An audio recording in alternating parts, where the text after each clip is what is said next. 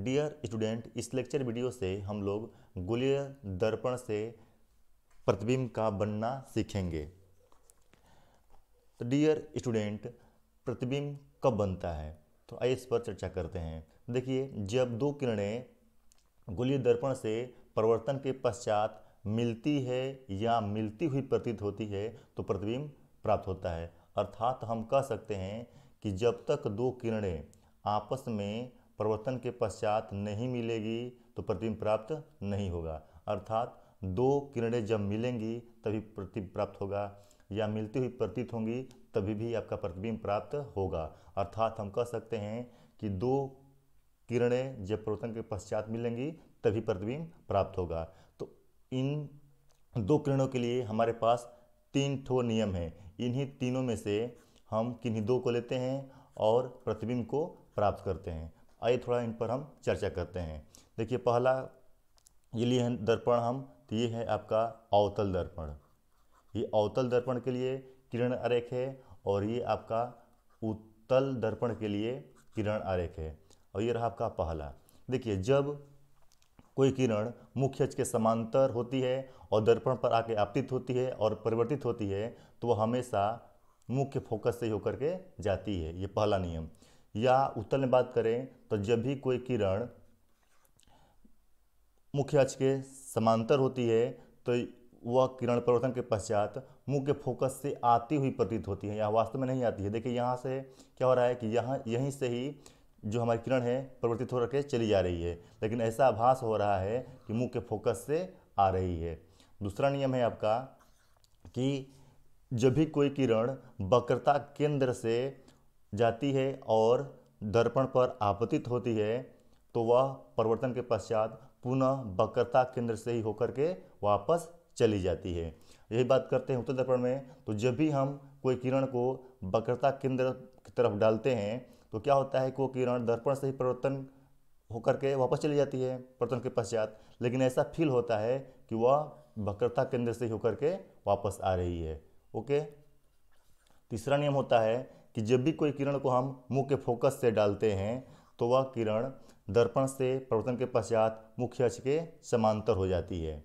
या उत्तल में बात करें तो जब भी किसी किरण को हम मुख्य फोकस पर डालते हैं या ऐसा डालते हैं कि इससे आभास होता है कि हम मुख्य फोकस पर ही डाल रहे हैं, तो वो भी किरण क्या होती है कि दर्पण से परिवर्तित होकर के मुख्य अक्ष के समांतर हो जाती है।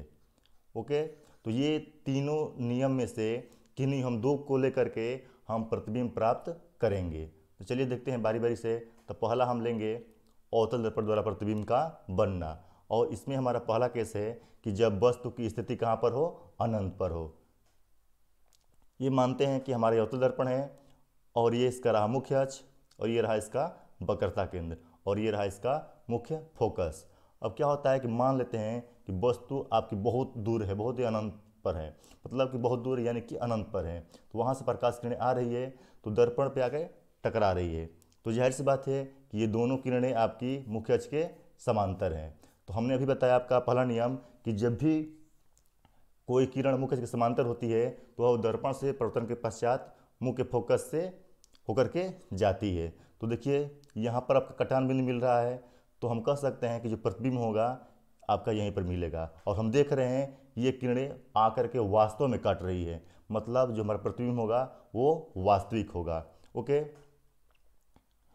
अब हमारे पास कुछ क्वेश्चन आते हैं, इसका जवाब देना है। तो फिगर को देखिए और देख करके इसका जवाब दीजिए। पहला क्वेश्चन है आपका कि प्रतिबिंब की स्थिति। तो प्रतिबिंब की स्थिति कहाँ है भाई? तो ये देख रहे हैं कि जो कटान बिंदु है दोनों किरणों का परिवर्तन के पश्चात कहाँ पर है? तो मुख्य फोकस पर। तो हम कह सकते हैं कि प्रतिबिंब की स्थिति कहाँ होगी? तो मुख्य फोकस पर होगी। दूसरा है आपका कि प्रतिबिंब की प्रकृति कैसी होगी। तो आप बताइए प्रतिबिंब की प्रकृति कैसी है? भाई, ये वास्तव में मिल रहा है कि आपको आभास हो रहा है? तो हम कह सकते हैं कि ये भाई वास्तव में मिल रहा है। तो मतलब जो हमारा प्रकृति होगा प्रतिबिंब का वास्तविक होगा, वास्तविक होगा। उसके बाद नेक्स्ट क्वेश्चन है कि प्रतिबिंब का विन्यास। विन्यास मतलब होता है कि ये मान लीजिए आपका कोई एक मुख्य अक्ष हो गया और इस पर हम मान लेते हैं कोई व्यक्ति खड़ा है, तो हम कह देंगे कि सीधा खड़ा है। यही व्यक्ति अगर ऐसे लटक जाए तो हम कहेंगे कि उल्टा खड़ा है। ओके, तो जो आपका प्रतिबिंब है, अब इस पर चर्चा हम थोड़ा करेंगे कि ये उल्टा है या सीधा है। मान लीजिए आपका ये मुख्य अक्ष है, इस पर ये व्यक्ति तो समझ में आ रहा है कि ये सीधा है और ये आपका उल्टा है, लेकिन इस पर एक हम पॉइंट ले लें तो पॉइंट के बारे में हम नहीं जानकारी कर सकते कि सीधा है या उल्टा है। लेकिन ये ठीक वैसे ही देखो, प्रतिबिंब जो यहाँ पर मिल रहा है आपका एकदम बिंदु आकार का मिल रहा है, इसलिए हम नहीं कह सकते कि सीधा है या उल्टा है। लेकिन हम वास्तविक में हम उल्टा मान के चलते हैं, इसलिए हम यहाँ लिखेंगे उल्टा। जो भी प्रतिबिंब आपका वास्तविक होगा उसे हम उल्टा ही मानकर चलेंगे। अब प्रतिबिंब का आकार तो हमने नहीं बताया कि देख रहे हैं आप यहाँ बिंदु आकार का मिल रहा है, तो हम कह देंगे बिंदु आकार का, बिंदु आकार। ओके, तो अब हमारे पास चारों क्वेश्चन का आंसर मिल गया है। अब चलते हैं नेक्स्ट टॉपिक की तरफ। तो नेक्स्ट टॉपिक है कि जब वस्तु की स्थिति अनंत और वक्रता केंद्र के बीच हो। देखिए हम लोग क्रम से चलते हैं, थोड़ा समझिएगा। ये मान लेते हैं कि ये हमारा अवतल दर्पण है, तो 6 प्रकार की स्थिति बनती है। पहला कि भाई बहुत अनंत पर है ना, वस्तु की स्थिति कहाँ पर है, अनंत पर है। यहाँ पर हमारा होता है सी और यहाँ होता है हमारा एफ। और हमने अनंत के बारे में जान लिया। अब जो वस्तु की स्थिति होगी ये अनंत और सी के बीच में कहीं भी हो सकती है। ये सेकेंड कंडीशन जिसके बारे में हम लोग अभी पढ़ने वाले हैं। उसके बाद थर्ड कंडीशन होगा आपका कि ये सी पर आएगा वस्तु, ठीक। उसके बाद कहाँ आएगा, तो सी और एफ के बीच में आएगा। उसके बाद नेक्स्ट आएगा आपका फोकस पर। उसके बाद आपका आएगा फोकस और दर्पण के, यानी यहाँ ध्रुव होता है, ध्रुव के बीच आएगा। तो इतना कंडीशन हमारा बनता है किस दर्पण में, तो अवतल दर्पण में। ओके, तो हम बारी बारी से इसका अध्ययन करेंगे, जिसमें हम पहला अनंत वाला पढ़ लिए हैं। अब हम आ रहे हैं दूसरे पर, कब, जब अनंत और वक्रता केंद्र के बीच में वस्तु स्थित हो। ओके, ये रहा हमारा अवतल दर्पण, ये इसका रहा मुख्य अक्ष, और ये इसका वक्रता केंद्र, और ये मुख्य फोकस। अब जो वस्तु है अनंत और आपके सी के बीच में स्थित है। ओके, अब कहोगे इससे हम, इस वस्तु से हम 2 किरणें लेंगे जो दर्पण से टकराएगी और परावर्तन के पश्चात किसी न किसी बिंदु पर मिलेंगी, वहीं पर हमारा प्रतिबिंब प्राप्त होगा। तो पहला किरण हमने लिया जो जाके दर्पण पर टकरा रही है और मुख्य फोकस से होकर के जा रही है, यानी कि ये जो पहले किरण थी मुख्य के समांतर थी, इसलिए दर्पण से परावर्तन के पश्चात कहाँ से गई, मुख्य फोकस से। पहला नियम के अनुसार हम चल रहे हैं। दूसरा हमने लिया वक्रता केंद्र से जो टकराई और टकराने के बाद क्या हुई, पुनः वापस चली गई। इसलिए हम कह सकते हैं कि यहाँ पर हमारा क्या हो रहा है, कटान बिंदु प्राप्त हो रहा है, यहाँ पर हमारा कटान बिंदु प्राप्त हो रहा है, इसलिए प्रतिबिंब भी हमारा यहीं पर प्राप्त होगा। ओके, तो आप देख रहे हो कि वस्तु सीधी खड़ी है और ये कहाँ का है, उल्टा खड़ा है। ओके, तो अब फिर वही बात हो गई, हमारे सामने सारा क्वेश्चन आएगा जो पीछे हम लोग किए थे, चारों क्वेश्चन, फिर वही क्वेश्चन हमारे सामने आएगा और उसको भी हमको हल करना पड़ेगा। पहला क्वेश्चन है हमारा प्रतिबिंब की स्थिति। तो प्रतिबिंब की स्थिति कहाँ है भाई, तो सी और एफ के बीच में। तो हम लिख देंगे सी व एफ के बीच है। फिगर को देखते हुए इन चारों क्वेश्चन का आप आंसर दीजिए। नेक्स्ट है आपका कि प्रतिबिंब की प्रकृति कैसी है भाई, ये वास्तव में मिल रहा है यहाँ पर या आपको आभास हो रहा है। तो हम कहेंगे कि भाई ये वास्तव में मिल रहा है, तो इसलिए प्रतिबिंब का होगा आपका वास्तविक होगा। ओके, उम्मीद है कि आप लोग समझ रहे होंगे। अब थर्ड है आपका कि प्रतिबिंब का विन्यास। अभी हमने आपको बताया कि भाई ये मुख्य अक्ष होता है, अगर कोई व्यक्ति ऐसे खड़ा है तो हम कहेंगे सीधा खड़ा है भाई, अगर कोई व्यक्ति ऐसे खड़ा है तो हम कह देंगे कैसा है भाई, ये उल्टा खड़ा है। ओके, तो आप खुद देख पा रहे हो यहाँ जो प्रतिबिंब है वस्तु का, देखो सर भाई वैसे है और इसका सर क्या है आपका लटका हुआ है, मतलब यहाँ पर आपका प्रतिबिंब कैसे प्राप्त होगा, तो भाई उल्टा होगा। विन्यास कैसा है भाई, तो उल्टा है। ओके, अब प्रतिबिंब के आकार की बात करेंगे तो आप देख ही रहो कि वस्तु आपकी इतनी सी बड़ी है और आपका जो प्रतिबिंब है आपका कितना छोटा है, तो हम कह देंगे कि प्रतिबिंब का होगा आपका वस्तु से छोटा होगा। ओके, उम्मीद है कि आप चारों क्वेश्चन समझ पाए होंगे और इसका आंसर भी आप समझ पाए होंगे। ओके, अब चलते हैं नेक्स्ट टॉपिक की तरफ। नेक्स्ट टॉपिक है आपका जब वस्तु की स्थिति वक्रता केंद्र पर हो। अभी हमने आपको बताया था कि भाई हम क्या होता है कि इसमें कुछ कंडीशन होते हैं। कंडीशन कितने होते हैं, 6 होते हैं, जिसमें हमने पहला पढ़ लिया था अनंत पर। उसके बाद दूसरा हम बताए थे आपको कि यहाँ सी होता है, यहाँ एफ होता है, यहाँ पी होता है।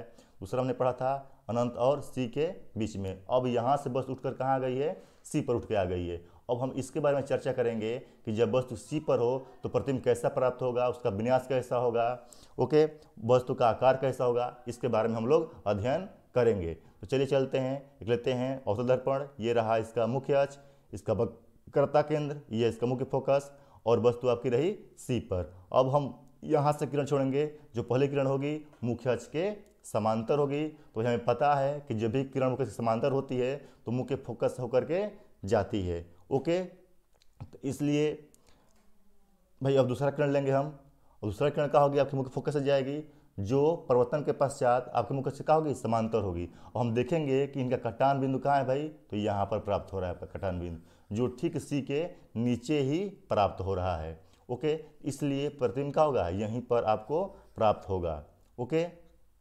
इसलिए प्रतिबिंब आपका यहाँ मिल गया। अब हम देख रहे हैं कि जो दोनों का साइज है सेम साइज है, ओके। आप खुद अनुमान लगाइए कि दोनों का भाई साइज कैसा है, तो सेम है, ओके। तो फिर वही हमारे सामने क्वेश्चन आएगा, पहला क्वेश्चन कि प्रतिबिंब की स्थिति, भाई आप देख पा रहे हो कि वस्तु की स्थिति भी कहाँ पर है, सी पर है, और प्रतिबिंब कहाँ मिल रहा है, तो सी पर ही मिल रहा है। कहाँ पर भाई मिलेगा, तो सी पर, यानी कि वक्रता केंद्र पर। दूसरा आपका कि प्रतिबिंब की प्रकृति, भाई वास्तव में यहाँ पर आपका कट हुआ था, जो यहाँ पर कटान प्राप्त हुआ था, ये दोनों किरणें आकर के वास्तव में कट की थी। इसलिए हम कह सकते हैं कि भाई जो हमारे प्रतिबिंब की प्रकृति होगा कैसा होगा भाई, तो वास्तविक होगा, वास्तविक, ओके। उसके बाद नेक्स्ट क्वेश्चन आपका कि प्रतिबिंब का विन्यास, तो आप देख ही पा रहे हो कैसा है भाई आपका प्रतिबिंब, तो उल्टा है। उसके बाद थर्ड है आपका कि प्रतिबिंब का आकार, तो भाई देख ही पा रहे हो कि दोनों का जो साइज है आपका सेम है, दोनों का साइज कैसा है भाई, तो सेम है, तो क्या भाई होगा, बराबर होगा, ओके। उम्मीद है कि भाई आप लोग चारों क्वेश्चन समझ पाए होंगे, और साथ में ये पूरा आपका ये डायग्राम भी आप लोग समझ पाए होंगे। अब हम वस्तु को भाई आगे बढ़ाएंगे। अभी हमने आपको बताया कि भाई ये रहा था आपका अवतल दर्पण, हमने कहाँ तक पढ़ लिया है, थोड़ा ध्यान से देखिएगा। पहले वस्तु अनंत पर थी, यहाँ आपका सी था, यहाँ आपका एफ था, और यहाँ आपका पी था। हमने पहला पढ़ा था आपका अनंत पर, उसके बाद अनंत और सी के बीच में, ओके। उसके बाद हमने सी पर पढ़ा। अब क्या होगा, वस्तु आगे बढ़ेगी और कहाँ आएगी, सी और एफ के बीच में आएगी, ओके। तो अब देखिए यहाँ पर चौथा क्वेश्चन है हमारा कि जब वस्तु की स्थिति वक्रता केंद्र और फोकस के बीच में हो तब हमारा प्रतिबिंब कैसा प्राप्त होगा, इसके बारे में देखा जाए। ये रहा आपका अवतल दर्पण, और इसका मुख्य अक्ष, ये वक्रता केंद्र, और ये रहा इसका मुख्य फोकस। अब बस दोनों के बीच में आएगी, तो हम क्या करेंगे कि यहाँ से किरण छोड़ेंगे, जिसमें पहली किरण हमारी होगी मुख्य अक्ष के समांतर। तो हमेशा की तरह या नियम की तरह ये किरण आपके कहाँ से जाएगी, मुख्य फोकस से होकर के जाएगी। अब हम नेक्स्ट किरण लेंगे, जो आपकी जाएगी मुख्य फोकस से। हमें पता है कि मुख्य फोकस जाने वाली किरण क्या होती है, मुख्य अक्ष के समांतर होती है, और देख पा रहे हैं आप लोग कि यहाँ पर आपकी किरण क्या कर रही है, कट कर रही है। इसलिए प्रतिबिंब क्या होगा, यहीं पर मिलेगा, और वास्तव में कट कर रही है, तो क्या होगा, आपका प्रतिबिंब भी वास्तविक होगा, ओके।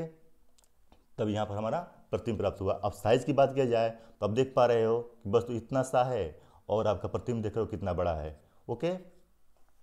तो प्रतिबिंब क्या होगा भाई, वस्तु से बड़ा होगा। फिर आपका वो क्वेश्चन, चलिए भाई देखिए क्वेश्चन क्या है, तो प्रतिबिंब की स्थिति, तो प्रतिबिंब की स्थिति भाई कहाँ पर है, सी से। अब देख पा रहे हो कि सी से क्या आपका दूर है थोड़ा सा, देख रहे हो सी यहाँ पर है आपका, और प्रतिबिंब कहाँ पर है आपका, यहाँ पर है, ओके, मैं थोड़ा सा दूर है। अब प्रतिबिंब की प्रकृति, तो आप देख ही पा रहे हो कि यहाँ पर जो कटान हुआ था वो वास्तव में कटान हुआ था, इसलिए हम कह देंगे प्रतिबिंब की प्रकृति कैसी है भाई, तो वास्तविक है, ओके। प्रतिबिंब की प्रकृति कैसी है, तो वास्तविक है। नेक्स्ट है आपका कि प्रतिबिंब का विन्यास, तो भाई देख ही पा रहे हो कि आप लोग उल्टा बना है, ये कैसा बना आपका, तो उल्टा बना है। तो प्रतिबिंब का विन्यास में कैसा होगा भाई, तो उल्टा होगा। अब प्रतिबिंब का आकार कैसा होगा, तो भाई आपका प्रतिबिंब का आकार क्या होगा, तो वस्तु से बड़ा होगा, ओके।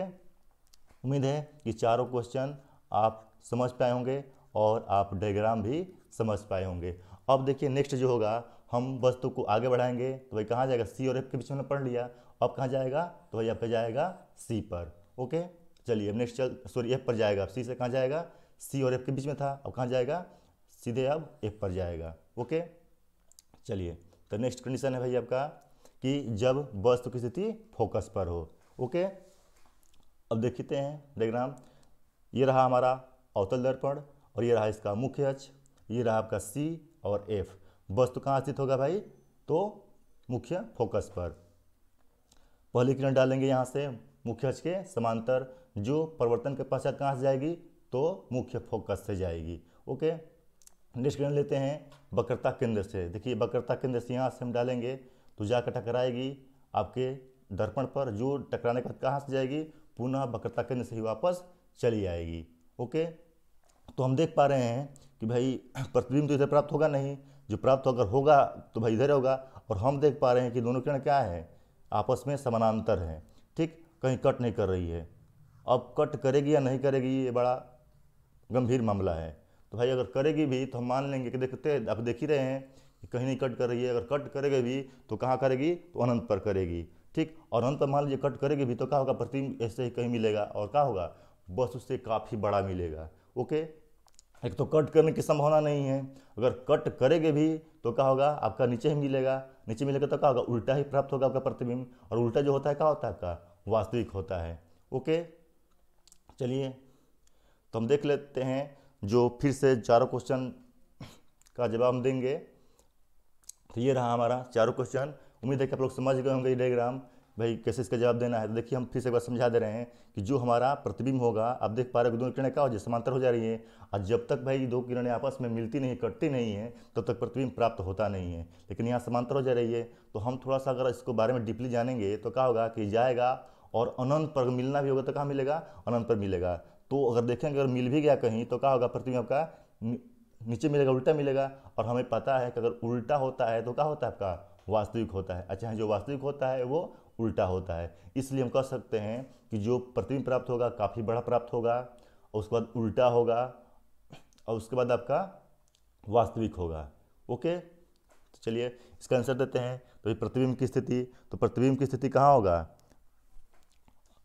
थोड़ा सा गौर कीजिए। तो प्रतिबिंब की स्थिति आपकी कहाँ होगा भाई? अनंत पर हम मान कर चलेंगे। ओके, प्रतिबिंब की प्रकृति कैसी होगी? तो मिलेगा तो कहाँ? नीचे मिलेगा, और उल्टा प्राप्त होगा, तो उल्टा जो होता है क्या होता है? आपका वास्तविक होता है। तो हम कह देंगे कि वास्तविक होगा। ओके, उसके बाद प्रतिबिंब का विन्यास कैसा होगा? तो भाई कैसा होगा? तो आपका उल्टा होगा। और प्रतिबिंब का आकार कैसा होगा? तो भाई बहुत ही बड़ा होगा, अत्यधिक बड़ा होगा। ओके, उम्मीद है कि आप लोग समझ गए होंगे।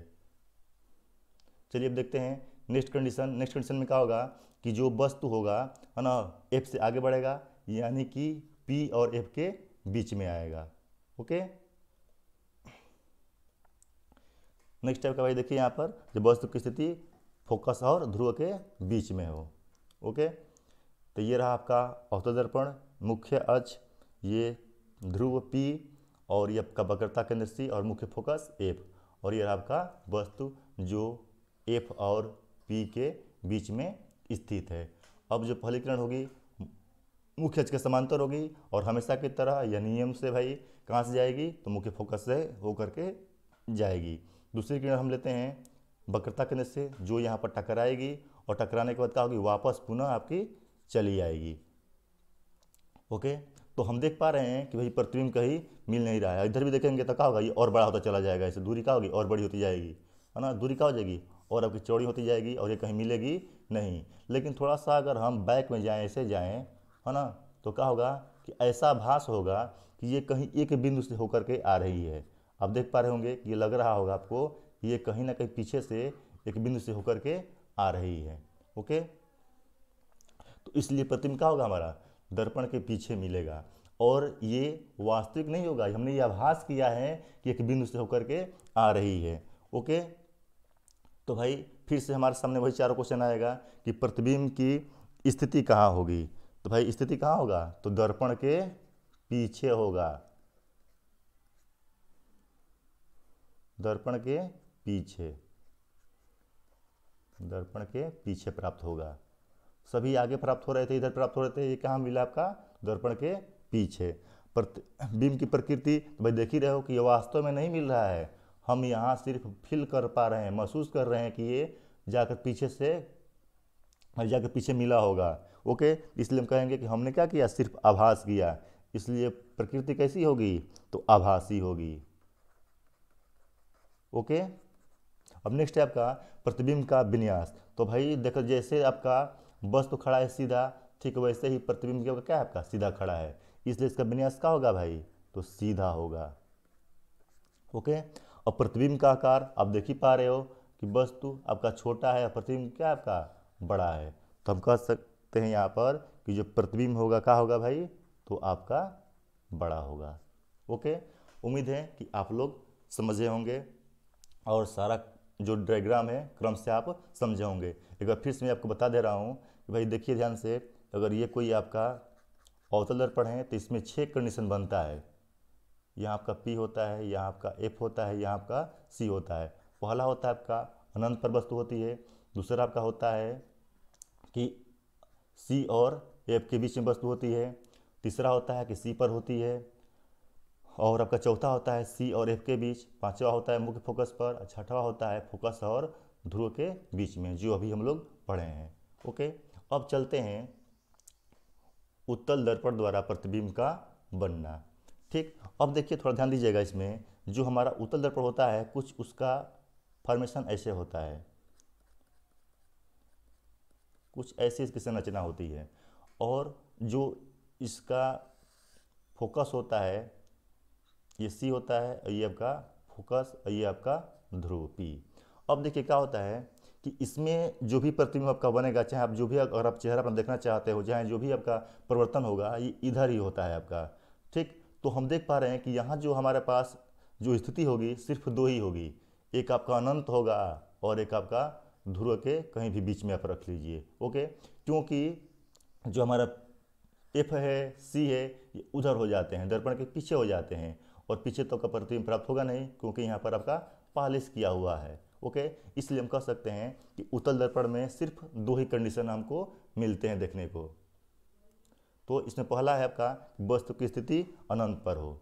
ओके, तो ये रहा आपका उत्तल दर्पण, ये इसका मुख्य अक्ष, ये आपका वक्रता केंद्र और ये मुख्य फोकस, और जो हमारी किरण है कहाँ से आ रही है भाई, अनंत से होकर के आ रही है। तो हमें पता है कि जब किरणें मुख्य के समांतर होती है तो वो क्या होती है, मुंह के फोकस से होकर जाती है या जाती हुई प्रतीत होती है। तो यहाँ देखिए ये किरणें तो यहाँ से परिवर्तन होकर चली गई वापस, लेकिन ऐसा फील हो रहा है कि ये मुख्य फोकस से ही होकर के आ रही हैं। ओके, देखिए, तो इसलिए हम कह सकते हैं कि जो प्रतिबिंब होगा कहाँ मिलेगा भाई आपका, तो मुख्य फोकस पर मिलेगा।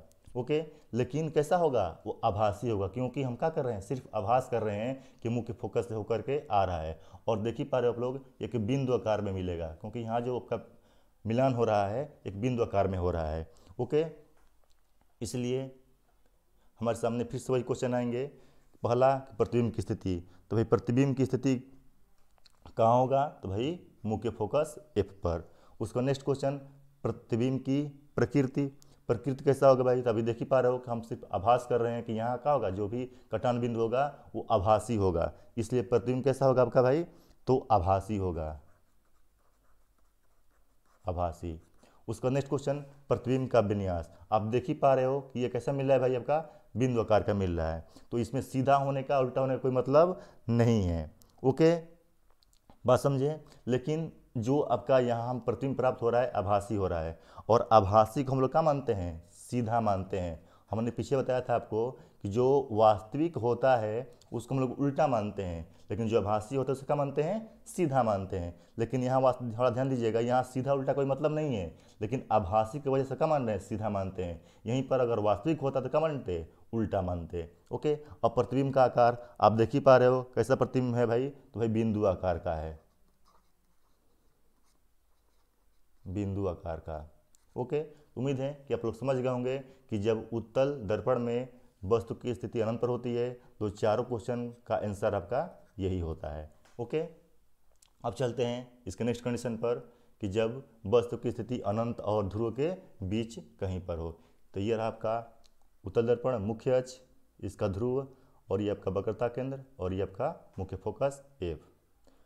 हमने वस्तु को यहाँ अनंत और P के बीच में कहीं भी रख दिया, ओके, तो यहाँ से आने वाली जो पहली किरण होगी मुख्य अक्ष के समांतर होगी। हमें पता है कि जो किरण मुख्य अक्ष के समांतर होती है मुख्य फोकस से होकर के जाती है या जाती हुई प्रतीत होती है।